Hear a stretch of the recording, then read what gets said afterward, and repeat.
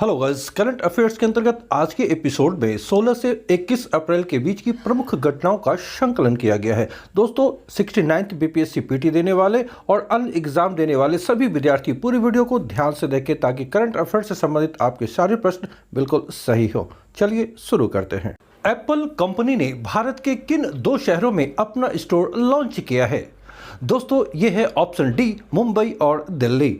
दोस्तों, टेक्नोलॉजी की दुनिया में अपनी बादशाहत कायम करने वाले एप्पल कंपनी ने भारत में 2 स्टोर पहली बार ओपन किया है, एक मुंबई और दूसरा दिल्ली में।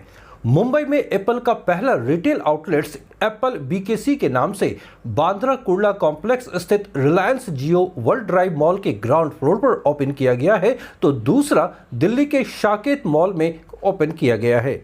मुंबई में भारत का पहला एप्पल स्टोर 18 अप्रैल को ओपन हुआ और इस स्टोर का नाम रखा गया है एप्पल बीकेसी। यहाँ बीकेसी का तात्पर्य है बांद्रा कुर्ला कॉम्प्लेक्स। वहीं दूसरी ओर दिल्ली में यह 20 अप्रैल को ओपन हुआ है। दोनों स्टोर के ओपनिंग के समय एप्पल के सीईओ टिम कुक मौजूद थे। राष्ट्रीय स्वच्छ गंगा मिशन के तहत कितने करोड़ रुपए की परियोजनाओं को मंजूरी हाल में दी गई है? आंसर है ऑप्शन बी, 638 करोड़ रुपए। राष्ट्रीय स्वच्छ गंगा मिशन के तहत 8 परियोजनाओं के लिए 638 करोड़ रुपए मंजूर किए गए हैं। राष्ट्रीय स्वच्छ गंगा मिशन के महानिदेशक अशोक कुमार की अध्यक्षता में यह निर्णय लिया गया है। दोस्तों, इन परियोजनाओं का मुख्य उद्देश्य हिंडन नदी में प्रदूषण को कम करना है, जो यमुना नदी की एक सहायक नदी है। हाल ही में साथी पोर्टल और मोबाइल ऐप किस मंत्रालय द्वारा लॉन्च किया गया है? आंसर है ऑप्शन बी, कृषि मंत्रालय। केंद्रीय कृषि मंत्री नरेंद्र सिंह तोमर ने साथी पोर्टल और मोबाइल ऐप लॉन्च किया है। तो इस पोर्टल की उपयोगिता क्या है? दोस्तों, इसका उपयोग उत्पादन, गुणवत्ता, बीज पहचान और बीज प्रमाणन की चुनौतियों के समाधान के लिए किया जाएगा। दोस्तों, साथी पोर्टल SATHI यहाँ साथी से तात्पर्य है seed traceability, authentication and holistic inventory. इसे उत्तम बीज समृद्ध किसान की थीम पर विकसित किया गया है। ये जान लें कि इस पोर्टल और ऐप के माध्यम से किसानों को अब बिल्कुल सही जानकारी मिल सकेगी, क्योंकि बीज, कीटनाशक, उर्वरक और सिंचाई कृषि में आवश्यक कारक होते हैं और निम्न गुणवत्ता वाले या नकली बीज वृद्धि और उत्पादन पर नकारात्मक प्रभाव डाल सकते हैं। इसलिए इस ऐप की बेहद आवश्यकता थी ताकि किसानों को अधिकतम लाभ मिल सके। किस भारतीय अमेरिकी को यूएस में deputy under secretary of defence नियुक्त किया गया है? दोस्तों, आंसर है option D, Radha Iyengar Plumb. अमेरिकी सीनेट ने हाल ही में भारतीय मूल की राधा अयंगर प्लम्ब को deputy under secretary of defence के रूप में नियुक्त किया है। दोस्तों, राधा वर्तमान में डिप्टी सेक्रेटरी ऑफ डिफेंस के चीफ ऑफ स्टाफ के रूप में कार्यरत हैं। अमेरिकी सीनेट में उनके नाम पर 68-30 के अंतर से वोटिंग हुई, यानी 68 लोग उनके फेवर में थे और 30 लोगों ने अगेंस्ट में वोट डाला था। राधा को जून 2022 में पेंटागन के शीर्ष पद के लिए नॉमिनेट किया गया था। उन्होंने इससे पहले 2014-15 में ऊर्जा के उप सचिव के स्टाफ के उप प्रमुख के रूप में कार्य किया था। राष्ट्रीय सुरक्षा परिषद सचिवालय में सैन्य सलाहकार के तौर पर किन की नियुक्ति की गई है? इसका आंसर है option A, Sandeep Singh. Retired air marshal Sandeep Singh को राष्ट्रीय सुरक्षा परिषद सचिवालय में सैन्य सलाहकार के तौर पर नियुक्त किया गया है। दोस्तों, वे जनरल अनिल चौहान का स्थान लेंगे, जिन्हें अक्टूबर 2022 में चीफ ऑफ डिफेंस स्टाफ नियुक्त किया गया था। याद रखें कि वर्तमान में चीफ ऑफ डिफेंस स्टाफ कौन है, तो वे हैं अनिल चौहान, जबकि संदीप सिंह को राष्ट्रीय सुरक्षा परिषद सचिवालय में सैन्य सलाहकार एडवाइजर के तौर पर नियुक्त किया गया है। भारतीय सेना ने सैन्य कर्मियों को चीनी भाषा का प्रशिक्षण देने के लिए किस यूनिवर्सिटी के साथ समझौता किया है? दोस्तों, यह है ऑप्शन डी, तेजपुर यूनिवर्सिटी। भारतीय सेना ने सैन्य कर्मियों को चीनी भाषा सिखाने के लिए तेजपुर यूनिवर्सिटी, जो असम में मौजूद है, के साथ एक समझौता किया है। यह प्रशिक्षण 4 महीने की अवधि का होगा, जो सैन्य कर्मियों की स्थिति की मांग के अनुसार किया जा रहा है। प्रश्न ये है कि भारतीय सैनिकों को चीनी भाषा क्यों सिखाई जा रही है। तो जैसा कि पता है कि चीन की सीमा पर लगातार झड़पें होती रही हैं और चीनी सैनिकों के साथ दिक्कत यह है कि वे सिर्फ अपनी भाषा जानते हैं, इसके अलावा उन्हें अन्य भाषाओं की जानकारी नहीं है, उनको अंग्रेजी की भी जानकारी नहीं है। इस वजह से उनसे कम्युनिकेशन करने में काफ़ी दिक्कत आती है भारतीय सेना को। यही कारण है कि सरकार ने यह निर्णय लिया है कि भारतीय सैनिक कर्मियों को भी चीनी भाषा सिखाई जाए, ताकि सीमा पर यदि चीन के साथ कोई तनाव हो तो इसका समाधान निकाला जा सके। 4 टीमों के इंटरकॉन्टिनेंटल फुटबॉल टूर्नामेंट का आयोजन इस वर्ष किस शहर में किया जाएगा? दोस्तों ये शहर है भुवनेश्वर, ऑप्शन सी। 4 टीमों के इंटरकॉन्टिनेंटल फुटबॉल टूर्नामेंट का आयोजन इस वर्ष भुवनेश्वर में आयोजित किया जाएगा। दोस्तों इस टूर्नामेंट में मेजबान भारत के अलावा जो अन्य 3 देश हैं वे हैं लेबनान, मंगोलिया और वानुआतू। यह टूर्नामेंट का तीसरा संस्करण होगा और इससे पहले 2018 में मुंबई में और 2019 में अहमदाबाद में इसका आयोजन किया जा चुका है, लेकिन कोरोना काल के कारण 2020, 21, 22 में इसका आयोजन नहीं हो सका था। अब 2023 में इसका आयोजन पुनः आरंभ होने वाला है। किस राज्य की मेइती समुदाय द्वारा हाल ही में चिराओबा चंद्र नववर्ष मनाया गया है? दोस्तों ये राज्य है मणिपुर, ऑप्शन बी। दोस्तों मणिपुर में मनाया जाने वाला त्योहार मेइतेई चिराओबा अन्य नामों से भी इसे जाना जाता है, जैसे साजिबू चिराओबा या साजिबू नोंगमा पानवा। ये सभी नाम एक ही त्योहार के हैं जो मणिपुर के मेइती समुदाय द्वारा प्रत्येक वर्ष मनाया जाता है और यह चंद्र नववर्ष का त्योहार है।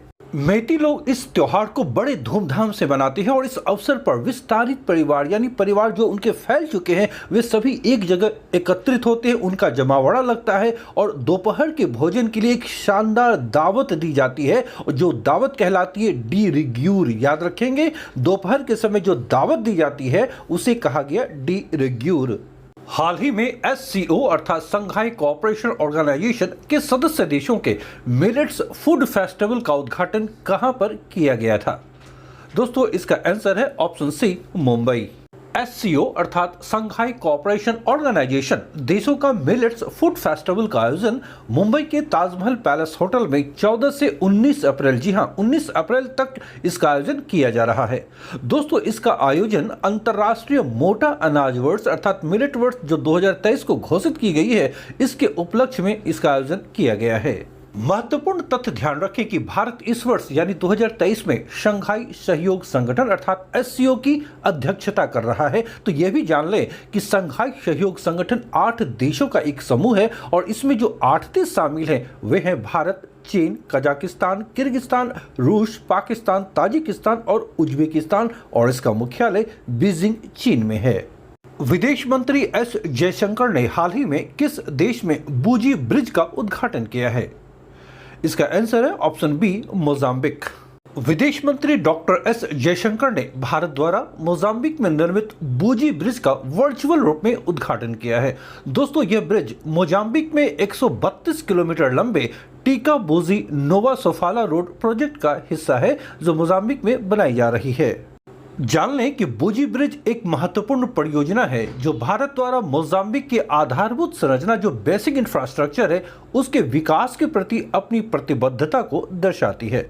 मोजाम्बिक अफ्रीका के दक्षिण पूर्व में स्थित एक पिछड़ा देश है। वर्तमान में मोजाम्बिक के राष्ट्रपति फिलिप न्यूसी हैं। इसकी राजधानी मापुतो और यहाँ की मुद्रा मोजाम्बिक मेटिकल है। किस राज्य में मेढक की नई प्रजाति अमोलोप्स सीजू की खोज की गई है? यह राज्य है Meghalaya, option C. Geological survey of India के शोधकर्ताओं ने मेघालय के दक्षिण गारो हिल्स जिले में एक गुफा के अंदर गहराई में मेढक की एक नई प्रजाति की खोज की है। दोस्तों इस नई प्रजाति के मेढक का नाम शोधकर्ताओं ने अमोलोप्स सीजू रखा है। याद रखें, मेढक का नाम अमोलोप्स सीजू रखा है जो मेघालय में हाल ही में खोजी गई है। दोस्तों अमोलोप्स सीजू जो मेघालय में एक गुफा के अंदर मिलने वाला ये मेढक है, इसके पहले आज से 9 साल पहले तमिलनाडु में माइक्रोक्सलस स्पेलुंगा के नाम का एक अन्य मेढक खोजा गया था जो गुफा में रहने वाली प्रजाति थी। तो इसके पश्चात ये मेढक मिली है। तो ये याद रखें कि पहली गुफा में रहने वाली मेढक जो भारत में खोजी गई वो थी माइक्रोक्सलस स्पेलुंगा और अब अमोलोप्स सीजू गुफा के अंदर मिलने वाली मेढक की दूसरी प्रजाति है जो खोजी गई है। इससे पहले खोजकर्ताओं ने अरुणाचल प्रदेश में कैस्केड फ्रॉग जो अमोलोप्स प्रजाति की है किंतु वो गुफा में नहीं रहती है कि 3 अन्य नई प्रजातियों की खोज की थी। विश्व आवाज दिवस वर्ल्ड वॉइस डे किस दिन मनाया जाता है? दोस्तों इसका आंसर है ऑप्शन बी 16 अप्रैल। प्रत्येक वर्ष 16 अप्रैल को विश्व आवाज दिवस वर्ल्ड वॉइस डे मनाया जाता है। दोस्तों ब्राजील में सबसे पहले विश्व आवाज दिवस मनाने की शुरुआत हुई थी। वो दिन था 16 अप्रैल 1999 और इस दिवस को मनाए जाने का जो उद्देश्य है वो है लोगों को आवाज के प्रति, जी हाँ, अपनी आवाज के प्रति जागरूक बनाना। इसके बाद 2003 में इस दिन को आधिकारिक रूप से यानी ऑफिशियली आवाज दिवस के रूप में नामित किया गया था और तब से प्रत्येक वर्ष यह दिवस मनाया जाता है। वर्ल्ड वॉइस डे की शुरुआत लोगों को यह याद दिलाने के लिए की गई थी कि उनकी जो आवाज़ है वह एक तोहफा है, इसे सुरक्षित रखें। इसका तात्पर्य यह है कि अक्सर बीमारियों के कारण या कोई गंभीर रोग होने के कारण लोगों की आवाज़ चली जाती है, तो ये काफ़ी महत्वपूर्ण है कि आप अपनी आवाज़ की सुरक्षा करें, इसके प्रति सचेत रहें। हाल ही में समाज सुधारक बाबा साहब डॉक्टर भीमराव अंबेडकर की 132वीं जयंती के अवसर पर भारत गौरव टूरिस्ट ट्रेन, जी हां, पर्यटन ट्रेन को किस स्टेशन से रवाना किया गया था? दोस्तों इसका आंसर है ऑप्शन डी हजरत निजामुद्दीन। बाबा साहब डॉक्टर भीमराव अंबेडकर की 132वीं जयंती के अवसर पर भारत गौरव नाम की एक विशेष पर्यटक ट्रेन नई दिल्ली से आरंभ की गई है। दोस्तों नई दिल्ली के अंतर्गत ही हजरत निजामुद्दीन स्टेशन है जो दक्षिणी दिल्ली में मौजूद है। इस ट्रेन को केंद्रीय पर्यटन मंत्री जी किशन रेड्डी और केंद्रीय सामाजिक न्याय और अधिकारिता मंत्री वीरेंद्र कुमार ने हजरत निजामुद्दीन रेलवे स्टेशन से हरी झंडी दिखाकर रवाना की है। तो इन 2 मंत्रियों के नाम याद रखें जिन्होंने इसे हरी झंडी दिखाई है और वो स्टेशन है हजरत निजामुद्दीन। इस ट्रेन को चलाने का उद्देश्य क्या है? तो जान लें कि भारत गौरव नामक ये जो पर्यटक ट्रेन आरंभ की गई है इसका उद्देश्य है देश भर में बाबा साहब डॉक्टर भीमराव अंबेडकर से जुड़े विभिन्न शहरों में यात्रियों को भ्रमण कराना और लोगों को उनके जीवन और विरासत के बारे में शिक्षित करना। दोस्तों इस ट्रेन से अंबेडकर सर्किट के हिस्से के रूप में महाराष्ट्र और बिहार के महत्वपूर्ण स्थलों को कवर करते हुए 7 रातों और 8 दिनों का सफर है।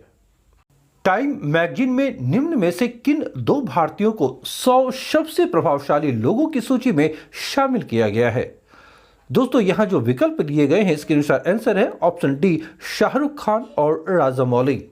शाहरुख खान और एस राजामौली केवल 2 ऐसे भारतीय हैं जिन्हें टाइम पत्रिका की वार्षिक 2023 के 100 सबसे प्रभावशाली लोगों की सूची में शामिल किया गया है। दोस्तों इन दोनों की आखिरी बड़ी स्क्रीन वेंचर जो थी, जो हाल ही में रिलीज हुई थी, वो थी पठान जो शाहरुख खान की है और RRR जिसने पूरी दुनिया में तहलका मचाया वो राजामौली की फिल्म है। इन दोनों फिल्मों ने दुनिया भर में 1000 करोड़ रुपये से भी अधिक की कमाई की है और हाल के दिनों में काफी चर्चित रही है। केंद्र सरकार ने नेशनल क्वांटम मिशन के तहत कितने करोड़ रुपए मंजूर किए हैं? आंसर है ऑप्शन सी 6000 करोड़ रुपए। केंद्र सरकार ने नेशनल क्वांटम मिशन को अपनी मंजूरी दे दी है। इसका उद्देश्य है क्वांटम प्रौद्योगिकी के नेतृत्व वाले आर्थिक विकास में तेजी लाना। दोस्तों इस मिशन के तहत 2023-24 से 2030-31 की अवधि के लिए कुल 6003.65 करोड़ रुपए मंजूर किए गए हैं और इस मिशन को विज्ञान और प्रौद्योगिकी विभाग द्वारा कार्यान्वित किया जाना है, ये ध्यान रहे। प्रश्न ये है कि क्वांटम मिशन है क्या? दोस्तों क्वांटम टेक्नोलॉजी फिजिक्स और इंजीनियरिंग से जुड़ा एक फील्ड है। इसमें क्वांटम मैकेनिक्स के सिद्धांत के इस्तेमाल से नई टेक्नोलॉजी विकसित की जाती है। क्वांटम मैकेनिक्स फिजिक्स का ही एक ब्रांच है और इसमें बहुत सूक्ष्म स्तर पर मैटर और एनर्जी के बिहेवियर का एनालिसिस किया जाता है। तो आइए जानते हैं कि क्वांटम मैकेनिज्म के उपयोग क्या हैं। दोस्तों क्वांटम मैकेनिक्स के सिद्धांत का इस्तेमाल semiconductors, lasers, blue rays, transistors, mobile phone, USB drive, MRI, electron microscopes और यहां तक कि बेसिक लाइट स्विच तक में होता है। क्लासिकल कंप्यूटर और क्वांटम कंप्यूटर में अंतर क्या है? दोस्तों क्लासिकल कंप्यूटर ट्रांजिस्टर आधारित होते हैं किंतु क्वांटम कंप्यूटर्स एटम्स पर कार्य करेंगे। इनमें कैलकुलेशन के लिए क्वांटम बिट्स का इस्तेमाल होता है और इससे प्रॉब्लम को बहुत जल्दी सॉल्व किया जा सकता है। इसलिए इस प्रौद्योगिकी की डिमांड बढ़ती जा रही है और इसके उपयोग भी काफ़ी हैं। विश्व लीवर डे प्रतिवर्ष किस दिन मनाया जाता है?